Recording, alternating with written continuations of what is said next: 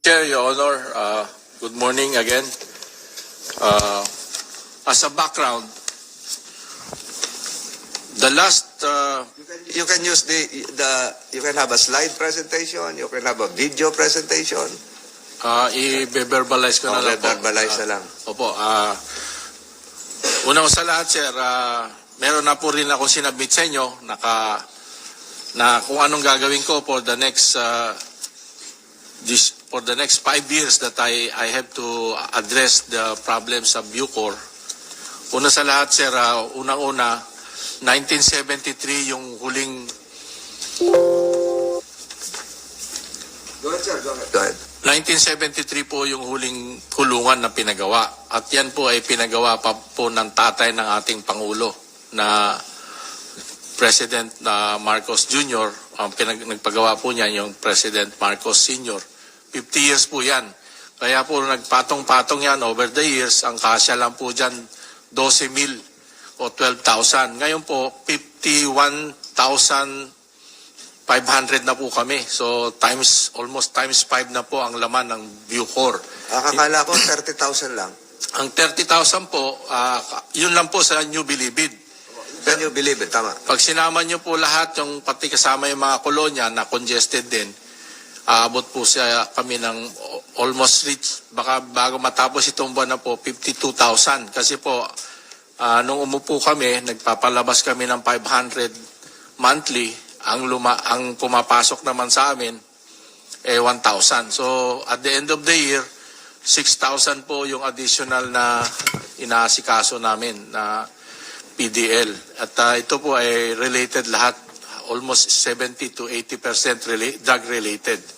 And then po, may bago naman pong kabanata yung Bucor, no? Na in 2013, nagpasa po ng batas para i-address po lahat ng mga problema ng Bucor for the last 50 years or at the time 40 years. No? Ang problema po dito, nangyari, nalagyan po ng mga regional prison pero wala rin naman pong naibigay na pera. Kaya ganun pa rin, umabot po rin po tayo sa 51,000. Pangalawa, nung create po itong batas na to, ang sabi doon sa batas, lahat ng pwedeng o gusto mag-uniforme, nag-uniforme. Mag-uniforme na. Kaya mo, yung mga civilian dito na nakapag-college graduate, nag-apply ng trabaho, binigyan kagad po ng rango ng lieutenant colonel. At ang iba po dito, prinomote po ng general. No? Parang nag-pass lane. Pero sa military po o sa uniform personnel, ang initial rank dapat lang po, kung technical ka, kapitan. So talaga pong na-fast track lahat. Kumbaga wala namang alam pa paano magpatakbo ng kulungan, nabigyan ng posisyon dahil dun sa batas na yon. Nung nailabas na po yung implementing rules and guidelines para ma-implement ito, natapos po ito 2019. Ang problema po, yung mga nag-apply ng 2013, na sinabihan sila, within 5 years, dapat ma-comply nyo para ma-validate yung position na pinagkukuha nyo, 1,400 po ang invalidated. Kaya po, yung mga tao ng Bucor na dapat nagpapatakbo ng Bucor ngayon na may mga rango, invalidated po sila. No? Sa totoo lang po, ang nagpapatakbo ng Bucor na may rango at karapat-dapat na validated ng civil service, sa 10. 6 po dito mga technical officer at 4 lang po at talagang mga officers na mismong umahawak ng mga PDL. No, kasi yung technical officer, mga nurse, doctor, yun po. So ganun po ang minana nating problema. Bukod pa dyan, yung kultura po doon sa loob ng kulungan na hindi naman po nagbago dahil nga po walang sense of duty, no? Kanya-kanyang diskarte, no?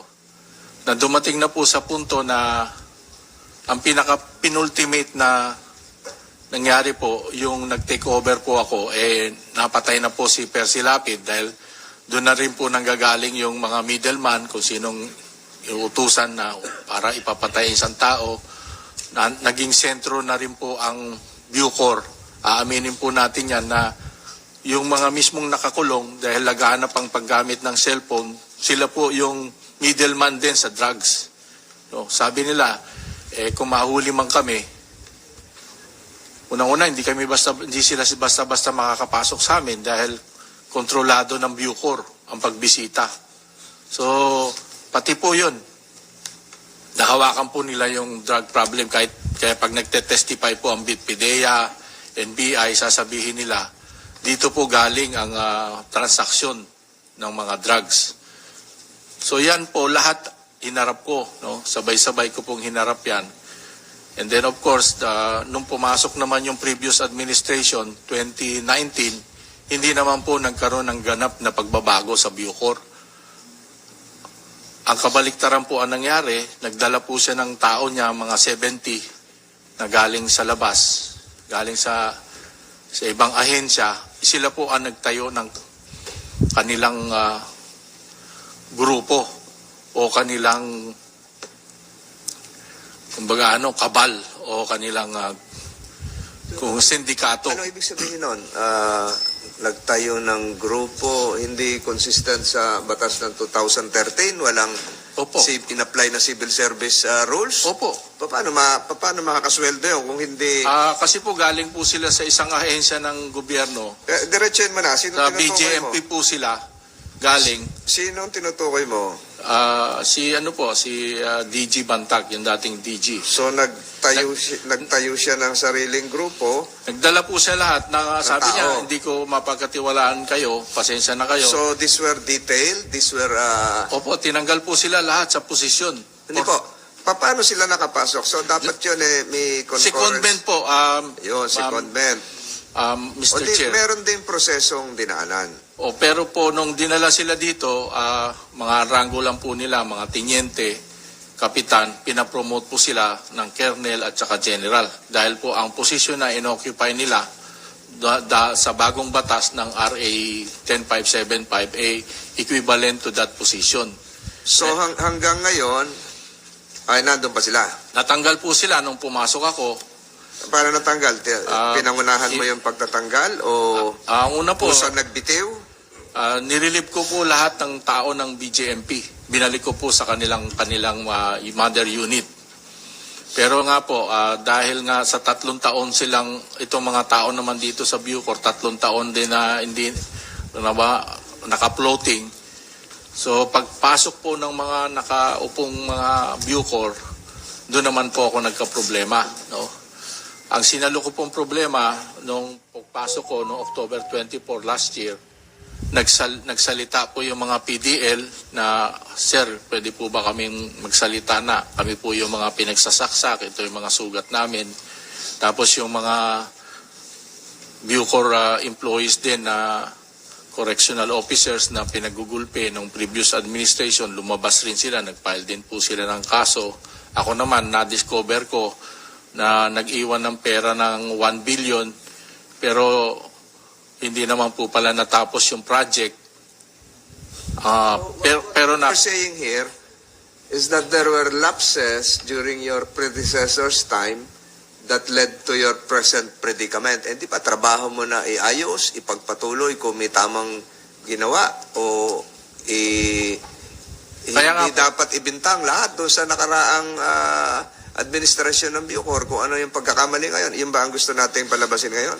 ang sinasabi ko po, Mr. Chair, hindi naman nagbibintang ako. Iyon lang po ang minaanak ko mga problema. Sa 50 years na nandyan ang Bucor, hindi nagpagawa ni isang kulungan na bago. Pero may sinasabi kang naiwan na 1 bilyon na sino ngayon ang mag-determine, mag-desisyon kung saan gagamitin, ipagpapatuloy mo ba? Medyo malaki-laki yung 1 bilyon. Nag-retrieve po rin ako ng Bureau of Inquiry at kaya nakapag-file po kami ng plunder case kay Bantag. Pero ngayon po, kausap namin yung mga nagpagawa niyan, mga kontratista. Sabi nila, Sir, tatapusin po namin yan kahit lugi kami. Pero ano ba yung gagawin nga? At least siguro you will be aided by COA reports, Opo. audit reports. Hindi naman yung basta-basta, ito mali ang ginawa mo. Kailangan to may basihan. So, ano ba yon? Ito ba yung hinukay doon na malalim? Ano yung ba yung Tatlo sinasabi pong mo? buildings po na pinagawa sa Palawan, sa Davao at saka sa Leyte. Nag-allocate po ng 300 million. Hindi po natapos. Pero nakubra na po yung almost 1 billion. Pati sa CIW at saka sa San Ramon. Nakubra na po yung pera pero 50% lang po ang natapos na mga building. So pag natapos ito, sabi mo tatapusin din ng mga kontraktor, makakaalwan ba doon sinasabi mong 51,000 ngayon na dapat ay 12,000 lang? Makakaalawang Mga po, PDL? Mr. Chair, mga 5,000 po ang maililipat kung matatapos po yung mga building na yan. Yun naman pala, kailan matatapos yun? Yung isa po, baka end of the year. Yung, So, ang pinipresent mo ngayon na reforms, ay itutuloy nyo yung mga ginawa dati. opo, Sa itutuloy po. Yun naman pala. So, kailan inaasahan natin na matatapos ito? Hopefully po, yung dalawang building matatapos this year, pero yung isang building po talaga yung kontratista, wala nang talaga Leyte and Palawan. Palawan at Davao po. Davao, Mr. and Chair. Leyte hindi na matatapos. Hindi na po kasi wala talaga pong pera na may lalabas yung So, at contractor. least 2/3 matatapos. Go ahead. And then nga po, ito na po yung mga ginagawa ko ngayon. Ina-assess ko po yung capability ng Bucor kasi wala pong doctrine, wala pong organization structure, walang training, wala kaming leadership, wala kaming personnel na qualified at of course, most important, yung facilities. Pero kahit ganun pa man ang nangyari, nakapag-transfer na po ako ng PDL na 1,000 sa Iwahig at saka sa Sablayan at nagta-target pa rin po ako na maglipat ng 4,150 na PDL next year para sa ganun maibsan ang problema sa maximum. Nung umupo po ako, nakapagpa-release na po ako ng 5,600 PDL. No, from November 2022 to August 2023. And then po, nag-dismantle na po ako ng Cobol na 2,812 doon sa lahat po ng building ng New Bilibid Prison sa maximum. And then pagawa na po ako ng General Order, Comprehensive Administrative Machinery for the Bureau of Corrections para po magkaroon ako ng kapangyarihan na supilin at parusahan lahat ng mga kawani na hindi susunod sa mga naaayong batas para bantayan at siguraduhin ang security ng mga PDL. Nag-initiate na rin po ako ng cashless policy kasi wala na pong pera na iikot siguro sa pinaka-maagang panahon by end of September po. Lahat po ng pera ngayon dyan magiging cash coupon at lahat ng mga aabutan na may perang talagang tunay na pera makakasuhan. And then nakakuha na po ako ng assorted contraband na 3,292 various types of contraband. Ang karamihan po nito 10 firearms na 45, isang 40 caliber, may isang granada, may mga yung homemade shotgun, at marami pong mga cellular phone, 252, yung electronic devices, 180, at shabu, na marami po kami nakukumpiskang pera rin, na almost 149,743. General, matigil ko kayo. Sa shabu po, sa illegal drugs, mga ilang kilo na pong shabu ang nahuli ninyo? Wala po hindi po abot ng mga 200 grams po, worth of mga 2 million na po. Kasi nasabi niyo may perang nahuli. Opo. Siguro yun yung bunga ng transaksyon. Patuloy niyo ba bang pinapabulaanan yung pinakita nung first hearing na video na involve yung isang hopya na dineliver na may shabu? Opo, kasi po Still maintain that? mini-maintain That po never namin happened? That was not inside the Bucor premises? Opo, Mr. Chair. Kasi po hindi talaga lulusot yung ganong kadaming laki ng shabu na bloke-bloke. Ang makakalusot po, Mr. Chair, ang usong-uso ang ginagawa po ngayon, kaya po humingi rin kami ng tulong sa inyo, yung condom, pag paumanhin na po, nilalagay po doon ng shabu. Tapos ilalagay po sa puwerta ng mga babae, hindi naman po namin pwedeng kapkapan yung mga babae, makakasuhan naman po kami ng human Pero yung rights. pong shabu na ipinakita nung yung video na pinakita na nilagay doon sa ube, hopya, hindi totoo? Hindi po totoo yun kasi pinasalungalingan din po nung dalawang PDL na nahuli, sabi na sila po yung gumagawa ng sachet, nagre-repack. Melvin ba yun? Opo, sila po nagre-repack pero nung prinisenta po naman doon, sila po yung wala naman pong mga tato, yung nakita sa So video. walang nangyayaring repacking ng shabu sa Bucor? Ganun ba? Hindi po ako makasigurado niyan kasi po nahuhuli pa rin namin. Nahuli pa rin. Kasi Opo. kung walang nakakapasok na marami, na malaking volume, ay walang gagayat-gayat na maliit na Opo. magiging sachet na shabu. So may nahuhuli pa rin May nahuhuli pa rin po. Kaya lang na, yung nga po, ang pinaka-latest po, Mr. Chair, yung mga kalapati. Yung mga bata o mga bisita nila may dalang itlog, i-incubate doon. So after so many years, so many months, mapipisa. Tapos palalakihin, tuturuan yung mga kalapati maglipad-lipad doon sa paikot. Pagdating naman ng mga bisita nila, ibibigay yung kalapati. Tapos matututo na yung kalapati bumalik doon sa kanilang mga pugad. So, balikan ko po ulit. Yung nabanggit nyo kaninang amount is just 2 million pesos worth of shabu. Yung pa lang. Sa Opo. panunungkulan nyo. Pero yun nga po, may utos pa rin po sa akin si Secretary na hanapin pa rin yan. Yung mga, patuloy po kami. Lahat po ng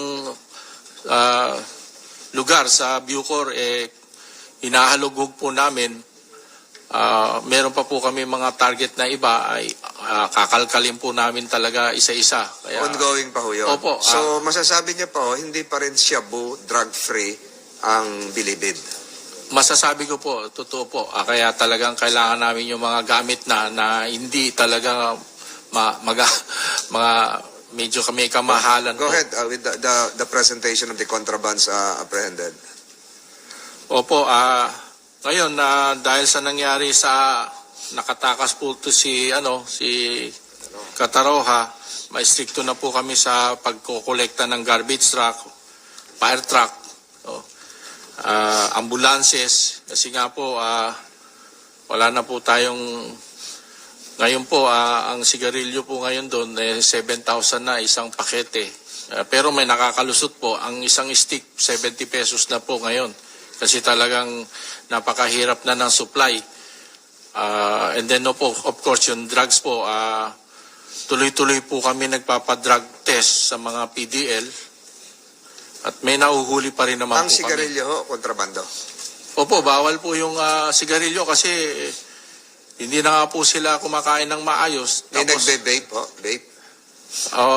wala pong vape. Pero Kontrabando nung rin, unang ratsada po namin, marami po kami nahuli. Nung pag-upo ko po, marami nakuha na vape. Kontrabando rin ho, Kontrabanda po. Kasi pwede pong lagyan nyo ng marijuana, doon na yung magiging nila. vape. Sir, go ahead. And then of course, yung yung guarding system, dinoble na po namin yung guards. Inutos ko na lahat ng lalaki na nagtatrabaho sa opisina, i-relieve muna sa trabaho, i-assign sa maximum compound. And then marami na rin po kaming ginawang mga quick wins. Pero ina-admit ko, baka nasobrahan ako ng pagmamalasakit sa mga PDL natin, kaya naman po naabuso nila yung ating pagmamalasakit sa kanila. Dumating po ng punto talagang kailangan pong baklasin talaga yung mga kubol nila, wala silang privacy, pero pagagawan po natin sila na sabi nga po ni Senator Robin, wag ko raw puputulin yung conjugal visit at family visit. So tuloy-tuloy pa rin naman po yun. At yung sinasabi nyo rin po na dapat si General 3 steps ahead, yung idalaw po na sinasabi nyo na iniwalay ko na po yung mga isang lugar na lang po yung idalaw na laptop at litaw na po ngayon yung mga kung mga silid nila o cubicle nila, kitang-kita na po. Palalagyan na rin po ng CCTV para sa ganon kahit nandun sila sa loob ng mga kwarto nila, nakikita po sila. And then of course, meron na po kong dinevelop na 5-year development plan na isubmit ko na po kay Secretary Boyeng Rimulya at for approval po niya. And then of course, hindi naman po natatapos yan dahil malaki po ang nakaatang na problema o challenges pa sa Bucor kasi bukod sa 13 o 15 regions po tayo, meron lang po kaming kulungan na 7. So meron pang 6 na lalagyan ng region at ang balak po talaga namin umalis na rin dyan sa Muntinlupa dahil napaikutan na po kami ng mga mayayaman na subdivision, nagiging worry po nila dahil anytime na magkaroon ng konting paggulo sa loob, nababagabag po sila. So dumating na po talaga ang punto na kailangan umalis na rin po kami dyan. Kaya't naghahanap po kami ng lilipatan north of Metro Manila and south of Metro Manila na hindi tawid dagat. Kasi po ngayon, ang nililipat namin sa Iwahig, bagamat napakalaking lugar yan, 28,000, malayo po ang, kung tiga Metro Manila ka o tiga Ilocos region ka, malayo ang magiging bisitahan. So sa pulisiyang iyong nilalatag ngayon, yung distansya ay nagsisilbing balakid dahil sa iyong pagtitimbang ng kung sino ang mas bibigyan ng pabor, yung karapatan ng mga kamag-anak na bumisita sa mga PDLs as against yung sa karapatan naman ng mga nasa labas na lipunan na maging secured at may kapanatagan ng loob, lumalabas sa pulisya mong nilalahad na mas matimbang itong pagbisita kaysa doon sa kapanatagan, peace of mind noong mga nasa labas ng preso. Ganun ba, General?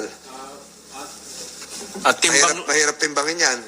Tinitimbang po maigi, kaya may mga sumusulat sa akin na, Sir, wag mo niyo pong ilipat yung aming kamag-anak kasi kami tiga Ilocos. Kung dadalhin niyo po sa Palawan, napakalayo po. Kaya po, ina-assess pong maigi. Pero kung wala naman po siyang dalaw for the longest time, nararapat lang. Pwede siyang mailipat sa ibang lugar na hindi naman malayo dahil hindi naman siya, wala nang malayo, malapit na lugar dahil hindi naman siya po nabibisita. So, okay po. Minutes to... Ito na po ang buod ng aking report. Nagsubmit na po ako sa opisina nyo at nagsasubmit rin po ako kay lahat ng mga members po ng committee. I hope na maintindihan nyo po yung malaking sitwasyon na iminana ko dito. Pero hindi po ako nawawalan ng lakas ng loob dahil alam ko kasama namin kayo at tutulong po kayo sa amin. Dahil kayo na rin po ang nagpasa ng batas na yan, umaasa po kami na bibigyan nyo naman po ng konting lakas at para ma-implement po yung batas na ginawa ninyo. Dahil 2 pong batas ang ginawa nyo sa Senado. Unang-una, RA 10575 na sabi nyo, regionalization. At yung RA 119228 na sinabi nyo, magpatayo kayo ng Supermax para yung mga drug lord, lahat ng masasamang tao, dadalhin nyo sa Supermax para hindi po makagulo sa ating bayan. Yun lamang po at maraming salamat po. Yung sa Supermax, sangayon ka doon. Ang problema lang, walang pera pa. Opo, sangayon po. Actually po, na-implement na po yan. Pakonti-konti, kung may pera po akong natatabi, katulad po yung nilipat ko yung mga drug lord sa Mindoro, po, nailipat ko po 500 na mga drug lords. So, malaking bagay po yon. Malaking bagay po kasi madidis pa nilang mga organisasyon at mga plano nilang maglipat ng mga drugs. Sa ngayon po, maging ang committee ito ay naguguluhan sa iba't ibang bersyon na lumalabas. At itating ng Cogeo, Antipolo, nakapunta ng Angono. Pangalawang version, pagkatapos ng pagdinig ng na siya ay na Yung unang pagdinig kasi wala pa siya, nasa labas pa siya. Kung nasaan man siya, siya lang nakakaalam pa noon. Yung pangalawang pagdinig, ito na yung sinabi naman niya na siya ay sumakay sa ilalim ng truck. At siya ay lumabas, suot yung orange t-shirt, bumaba ng C6, naglakad muli, nakarating ng lalawigan ng Rizal. Pangatlong pinag-uusapan natin dito, yung petsa. Yung unang sinabi, nakalabas siya ng 14, 15 ng Hulyo, taong pang kasalukuyan. Pangalawa, yung sa sinasabi na niya ay July 6. Na ngayon, nakita ko yung report habang ikaw ay nagpipresent kanina, ang sinasabing version ngayon na lumalabas, sangayon na rin sa mga sinumpaang salaysay ng nilalaman ng Board of Inquiry report ay July 14. Pangapat, na gusto nating malaman tamang bersyon, ang sinabi niya doon sa reenactment natin ay sumuot siya doon sa may compartment malapit sa propeller sa ilalim ng truck pagdaan ng L300 na Kiko King ba yun? Anong pangalan nung? Mang Kiko. At sinabayan niya, pumasok siya, nakalabas. Ang sabi niya, walang salamin sa ilalim ng truck para siya ay masilip. Sa dami-dami na nabasa kong salaysay, merong mga Bucor guards na nagsasabi, gumamit sila ng salamin. Merong Bucor guards na sinasabing, hindi sila gumamit ng salamin.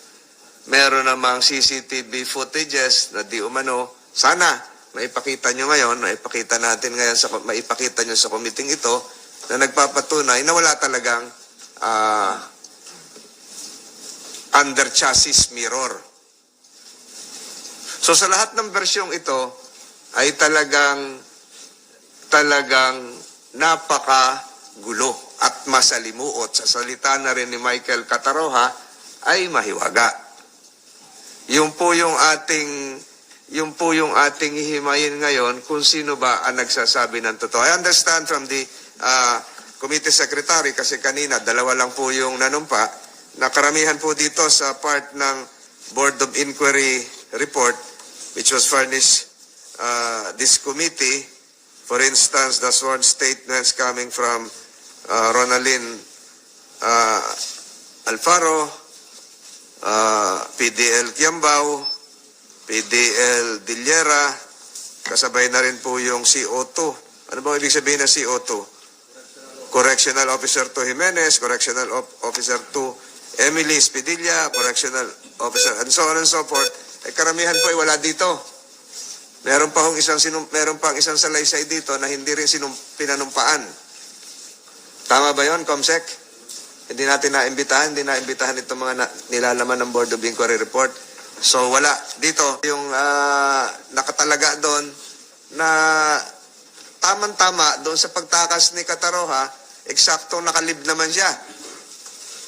Nakalib siya simula na wala si Cataroha at nung bumalik siya, doon din yung pagtapos ng kanyang leave of absence. So wala dito si Darwin Madarcos, Chief Inspector Darwin Madarcos. Nandito rin kaya si Chief Inspector Purificación Hari.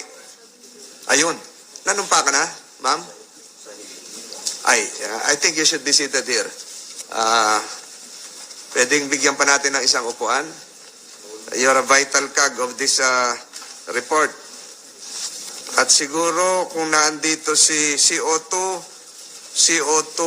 Silverio Combate.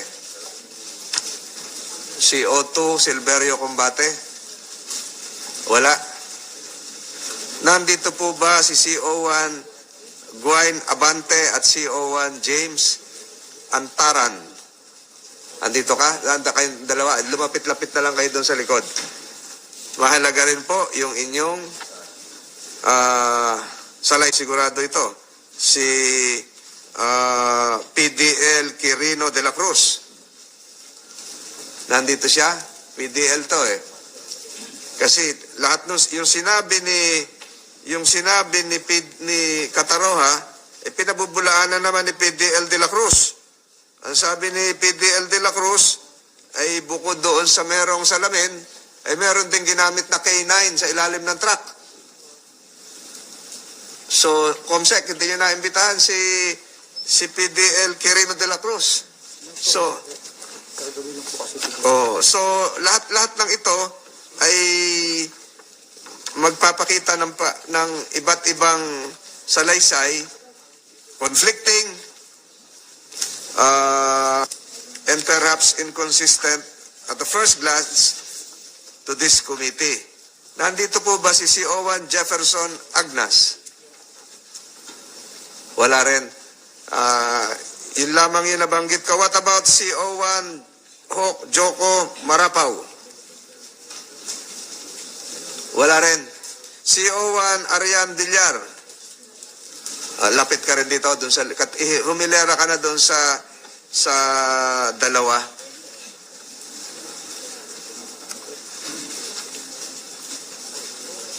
What about CO1 Nico Namuko? Sumilera ka na rin doon sa PDL Jefferson Flores. Nandito? Wala. Iba naman itong sinasabi ni PDL Flores. Ang sabi niya,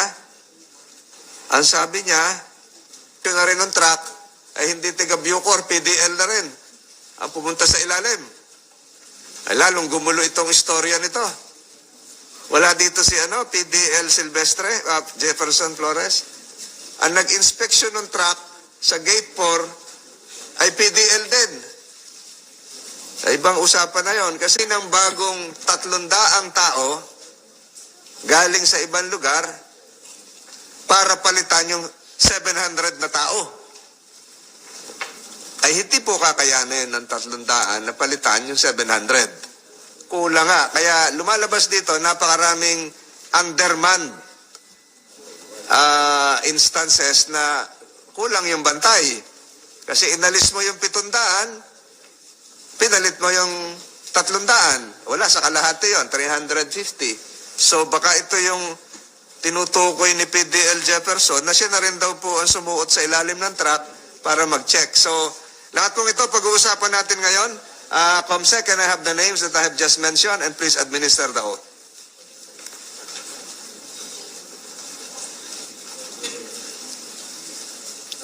Pati si Ma'am Hari. Pakikuha lang yung pangalan at paki-administer yung oath. Please raise your right hand. Do you swear to tell the truth and nothing but the truth in the Senate investigation? Mr. Chair, the oath has been administered. Mulan po natin.